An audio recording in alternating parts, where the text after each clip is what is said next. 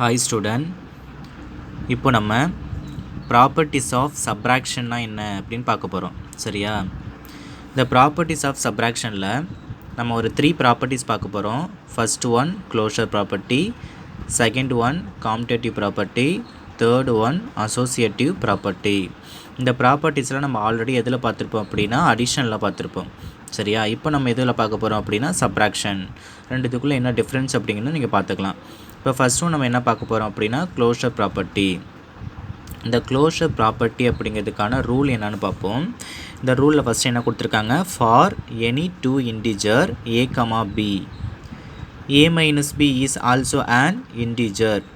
அதாவது ஒன்றும் இல்லைப்பா, க்ளோஷர் ப்ராப்பர்ட்டி அப்படிங்கிறது ஏதாவது ஒரு 2 இன்டிஜர் நம்ம எடுத்துக்க போகிறோம். சரியா? இன்டிஜர் அப்படின்னா என்ன, ப்ளஸ் நம்பராகவும் நம்ம எடுத்துக்கலாம், மைனஸ் நம்பராகவும் நம்ம எடுத்துக்கலாம். அப்போது எனி 2 இன்டிஜர் நம்ம எடுத்துக்க போகிறோம். எடுத்துகிட்டு அந்த 2 இன்டிஜரையும் நம்ம சப்ராக்ட் பண்ணோம் அப்படின்னா நமக்கு ஃபைனலாக ஆன்சர் கிடைக்கும்ல, அதுவும் நமக்கு ஒரு இன்டிஜராக தான் கிடைக்கணும். ஐ மீன் ப்ளஸ் நம்பராகவும் இருக்கலாம், மைனஸ் நம்பராகவும் இருக்கலாம் அப்படின்னு சொல்லியிருக்காங்க. இப்போ நம்ம செக் பண்ணி பார்ப்போம். எக்ஸாம்பிள் சம் ஒன்று எடுத்துக்கலாம். பாருங்கள், if a equal to -7 b equal to -2 அப்படிங்கிற 2 இன்டிஜர், ரெண்டுமே நான் நெகட்டிவ் இன்டிஜர் எடுத்திருக்கேன். சரியா? இப்போ இந்த 2 இன்டிஜரில் ஃபஸ்ட் பாருங்கள், ஏவோட வேல்யூஸ் கண்டிஷன் நமக்கு என்ன, a மைனஸ் b. இதுதான் க்ளோஷர் ப்ராப்பர்ட்டிக்கான கண்டிஷன். அப்போ ஏவோட வேல்யூஸ்க்கு ஏவுக்கு பதிலாக நம்ம என்ன போட்டுக்கலாம், -7 ரீப்ளேஸ் பண்ணிக்கலாம். சரிங்களா? ஏவுக்கு பதிலாக -7 ரீப்ளேஸ் பண்ணிட்டோம். நெக்ஸ்ட்டு இங்கே ஃபார்முலாவில் மைனஸ் இருக்குது, அந்த மைனஸ் அப்படியே இந்த இடத்துல போட்டுக்கலாம். நெக்ஸ்ட்டு பியோட வேல்யூஸ் நான் என்ன ரீப்ளேஸ் பண்ண போகிறேன், -2. சரியா? இப்போது அடுத்த ஸ்டெப் நமக்கு எப்படி மூவ் ஆகுதுன்னு பாருங்கள். எப்பொழுதுமே ஃபஸ்ட் இன்டிஜரை நெக்ஸ்ட் ஸ்டெப்பில் அப்படியே எடுத்து வச்சுக்கோ. சரியா? -7 அடுத்ததில் அப்படியே எடுத்து வச்சுட்டு நெக்ஸ்ட் இங்கே எப்படி +2 அப்படி வந்துச்சு அப்படின்னா, இங்கே பாருங்கள், இந்த இடத்துல மைனஸ் இருக்குது, இந்த இடத்துல மைனஸ் இருக்குது. 2 சிம்பிள் பக்கத்தில் வரக்கூடாது அப்படின்னு ஆல்ரெடி நான் உங்களுக்கு சொல்லியிருப்பேன். அப்போ வந்துச்சு அப்படின்னா நம்ம அதை ஒரே சிம்பிளாக சேஞ்ச் பண்ணணும். அப்போ மைனஸ் இன்ட்டு மைனஸ் நமக்கு என்னென்னு கிடைக்கும், இந்த டேபிள்லாம் உங்களுக்கு ஆல்ரெடி அடிஷன் நடத்துகிறப்பே சொல்லியிருப்பேன். ப்ரீவியஸ் கிளாஸில் அதை நோட் பண்ணி வச்சுருந்தீங்கன்னா பார்த்துக்க. இப்போ மைனஸ் இன்ட்டு மைனஸ் நமக்கு என்னென்னு கிடைக்கும், இந்த இடத்துல ப்ளஸ்ன்னு வந்துடும். சரியா? என்ன 2ன்னு வந்துடும், +2. இந்த 2 அப்படியே எடுத்து நம்ம இங்கே போட்டுக்க வேண்டியதான். அப்போ இந்த ஸ்டெப்பில் நமக்கு என்ன கிடைக்குது, -7 +2 அப்படின்னு கிடைக்குதா. நெக்ஸ்ட் இந்த ஸ்டெப்லேருந்து நமக்கு இந்த ஸ்டெப்லேருந்து இந்த ஃபைனல் ஆன்சர் எப்படி வந்துச்சுன்னு பார்ப்போம். இப்போ -7 +2, இந்த 2 இன்டிஜர்னு பார்த்தீங்க அப்படின்னா டிஃப்ரென்ஸ் சிம்பிளாக இருக்குது. நம்ம எப்பொழுதுமே டிஃப்ரென்ஸ் சிம்பிளாக இருந்துச்சுன்னா நம்ம என்ன பண்ணுவோம், சப்ராக்ட் பண்ணுவோம். அப்போ சப்ராக்ட் பண்ண நமக்கு என்ன கிடைக்கும், 7ல் 2 போயிட்டு அப்படின்னா 5 அப்படிங்கிற ஆன்சர் கிடைக்கும். இங்கே ஏன் மைனஸ் வந்துச்சு அப்படின்னா, எப்போ நம்ம சப்ராக்ட் பண்ணுறோமோ அப்போ நம்ம என்ன பண்ணுவோம், பிக்கஸ்ட் நம்பரோட சிம்பிள் எடுத்து தான் ஃபைனல் ஆன்சரில் போடுவோம். அப்போது நமக்கு பிக்கஸ்ட் நம்பர் இது இருந்தால் 2 பிக்கஸ்ட் நம்பரா, -7 பிக்கஸ்ட் நம்பரா, 7 தான் பிக்கஸ்ட் நம்பர். அப்போ பிக்கஸ்ட் நம்பரோட சிம்பிள் இங்கே நமக்கு என்ன இருக்குது, மைனஸ். அப்போ ஃபைனல் ஆன்சர் நமக்கு என்ன கிடச்சிரும், -5 அப்படிங்கிற ஆன்சர் கிடச்சிரும். சொல்கிறது புரியுதுங்களா உங்களுக்கு? நெக்ஸ்ட் நம்ம என்ன பார்க்க போகிறோம், செகண்ட் சம் ஒன்று பார்ப்போம். செகண்ட் சம்மில் if a equal to 5 b equal to 2 அப்படின்னு கொடுத்துருக்காங்களா, எடுத்துருக்கோமா. இப்போ நான் என்ன பண்ண போகிறேன், அதே க்ளோஷர் ப்ராப்பர்ட்டிக்கான கண்டிஷன் a மைனஸ் b. இங்கே ரெண்டுமே நான் என்ன எடுத்திருக்கேன், பாசிட்டிவ் நம்பராக எடுத்திருக்கேன். இப்போ இங்கே பாருங்கள், ஏவோட வேல்யூஸ்க்கு பதிலாக 5 ரீப்ளேஸ் பண்ண போகிறேன். நெக்ஸ்ட் இங்கே மைனஸுங்கிறதுக்கு பதிலாக இந்த மைனஸ் அப்படியே ஃபார்முலா மைனஸ் இந்த இடத்துல வரப்போகுது. பிக்கு பதிலாக நான் என்ன வேல்யூ சப்ஸ்டியூட் பண்ண போகிறேன், 2 அப்படிங்கிறது போட போகிறேன். சொல்கிறது புரியுதா? இப்போ நம்ம என்ன பண்ண போகிறோம், இங்கே +5. ஒரு நம்பருக்கு முன்னாடி தான் நம்ம சிம்பிள் பார்க்கணும். இப்போது 2ஓட சிம்பிள் என்ன, மைனஸ், 5ஓட சிம்பிள் என்ன, ப்ளஸ்ஸு. அப்போ இங்கே எதுவுமே சிம்பிள் கொடுக்கல அப்படின்னாக்க என்ன இருக்கிறதா அர்த்தம், ப்ளஸ் இருக்கிறதா அர்த்தம். அப்போ இங்கே பாருங்கள், இந்த நம்பரும் டிஃப்ரெண்ட் சிம்பிளோடு இருக்குது. சொல்கிறது புரியுதா? இப்போ டிஃப்ரெண்ட் சிம்பிள் இருந்தால் நம்ம என்ன பண்ணுவோம், ஆட் பண்ணுவோமா, சப்ராக்ட் பண்ணுவோமா, சப்ராக்ட் பண்ணுவோம்.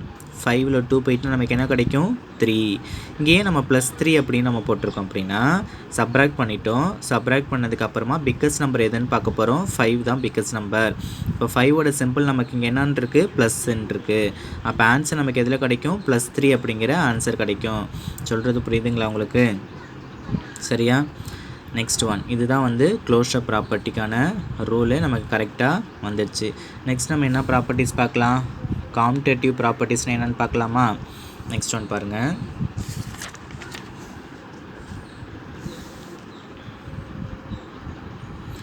நெக்ஸ்ட் ஒன்று காம்டேட்டிவ் ப்ராப்பர்ட்டி. இந்த காம்டேட்டிவ் ப்ராப்பர்ட்டிக்கான ரூல் என்னன்னு பார்ப்போம். For any two integer a, b for any two integer a, b அப்படின்னு கொடுத்துருக்காங்க. இதில் பார்த்துங்க காம்டேட்டிவ் ப்ராப்பர்ட்டிஸ் அப்படிங்கிறது ரெண்டு சைடும், இந்த சைடில் உள்ள ஆன்சரும் இந்த சைடில் உள்ள ஆன்சரும் நமக்கு ஈக்குவலாக வராது அப்படின்னு அவங்க சொல்லியிருக்காங்க. நம்ம செக் பண்ணி பார்க்கலாம்.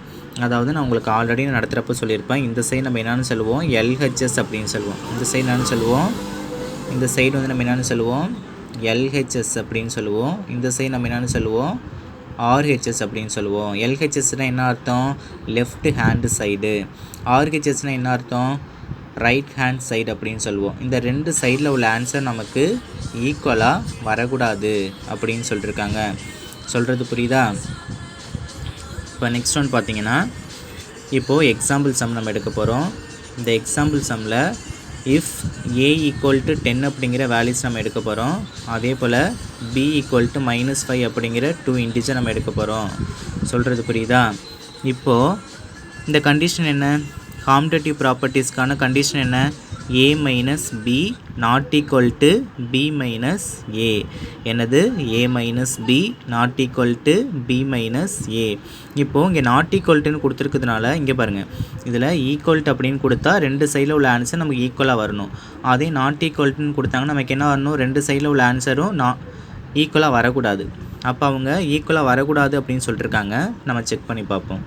இப்போது ஏவோட வேல்யூஸ் நான் என்ன எடுத்திருக்கேன், 10. பியோட வேல்யூஸ் வந்து -5.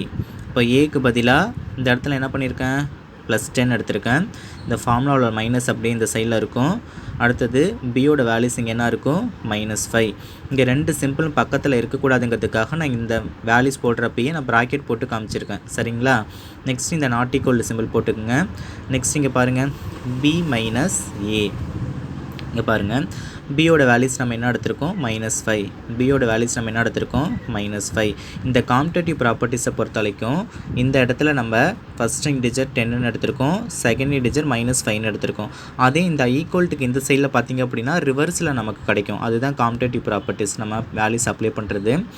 சம்டைம்ஸ் நமக்கு ஃபில் இன் த பிளாங்க்ஸில் கூட கொடுக்கலாம். இந்த வேல்யூஸ் கொடுத்துட்டு இந்த வேல்யூஸ் கொடுத்துட்டு இதை பிளாங்காக கொடுத்துட்டு இந்த வேல்யூஸ் கொடுத்தாங்க அப்படின்னா நீங்கள் ஈஸியாக கண்டுபிடிச்சிடலாம். காம்டேட்டிவ் ப்ராப்பர்ட்டிஸ் அப்படிங்கிறது ஃபஸ்ட் இன்டிஜர் வந்து இந்த சைடில் செகண்டில் இருக்கும், செகண்ட் இன்டிஜர் இந்த இடத்துல ஃபஸ்ட்டில் இருக்கும். அப்போ நீங்கள் ஈஸியாக ஐடென்டிஃபை பண்ணிக்கலாம்.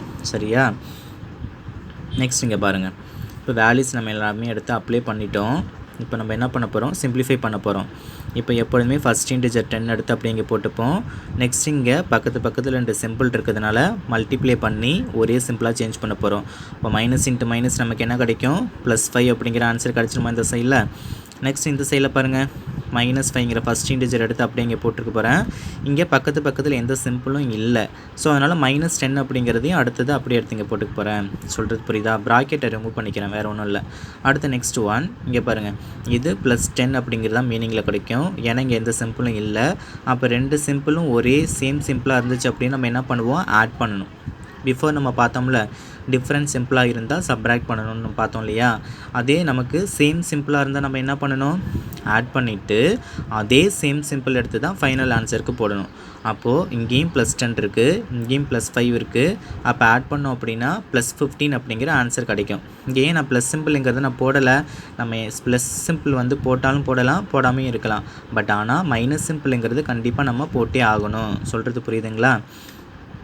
நெக்ஸ்ட்டு இந்த சைடில் பாருங்கள், -5 -10 இந்த ரெண்டு இன்டிஜரும் நெகட்டிவில் இருக்குது. ஐ மீன் சேம் சிம்பிளாக இருக்கிறதுனால ஸோ நம்ம ஆட் பண்ண போகிறோம். 5 10 ஆட் பண்ணோம் அப்படின்னா -15 அப்படிங்கிற ஆன்சர் கிடைக்கும். ஏன்னா சேம் சிம்பிள் மைனஸுங்கிறதுனால மைனஸ் அப்படியே போட போகிறோம். அப்போ ரெண்டு சைடு நமக்கு பாருங்கள், இந்த சைடில் +15 ஆன்சர் கிடைக்குது, இந்த சைடில் -15 அப்படிங்கிற ஆன்சர் கிடைக்குதா? சொல்கிறது புரியுதா? +15ங்கிற ஆன்சர் கிடைக்குது, இந்த சைடில் -15 அப்படிங்கிற ஆன்சர் கிடைக்குது. அப்போது அவங்க சொன்னால் போல் LHS not equal to RHS அப்படின்னு கரெக்டாக வர்றது. அப்போ காம்டேட்டிவ் ப்ராப்பர்ட்டிஸில் சப்ராக்ஷனில் நாட் ஈக்குவலான ஆன்சர் தான் நமக்கு கிடைக்கும். சொல்கிறது புரியுதா? நெக்ஸ்ட் இன்னொரு சம் பாருங்கள், example sum. If a = -10 b = -5 ரெண்டு நம்பருமே நமக்கு நெகட்டிவ் நம்பராக எடுத்திருக்கேன். என்ன கண்டிஷன் நமக்கு, a - b not equal to b - a. ஏவோட வேல்யூஸ் என்ன சப்ஸ்டியூட் பண்ணியிருக்கோம் -10. இது ஃபார்முலா மைனஸ், இந்த ஃபார்முலா மைனஸ் அப்படியே எடுத்து இங்கே போட்டுக்கிறேன். இந்த பியோட வேல்யூஸ்க்கு பதிலாக -5 போட்டுக்க போகிறேன். இந்த நாட் ஈக்குவல் அப்படி இங்கே போட்டுப்போம். இந்த நாட் ஈக்குவல் அப்படி இங்கே. அடுத்து பியோட வேல்யூஸ் -5, இந்த மைனஸ் சிம்பிள் இந்த இடத்துல வந்துடும். ஏவோட வேல்யூஸ் வந்து -10. சொல்கிறது புரியுதா? இப்போ நம்ம சிம்பிளிஃபை பண்ண போகிறோம்.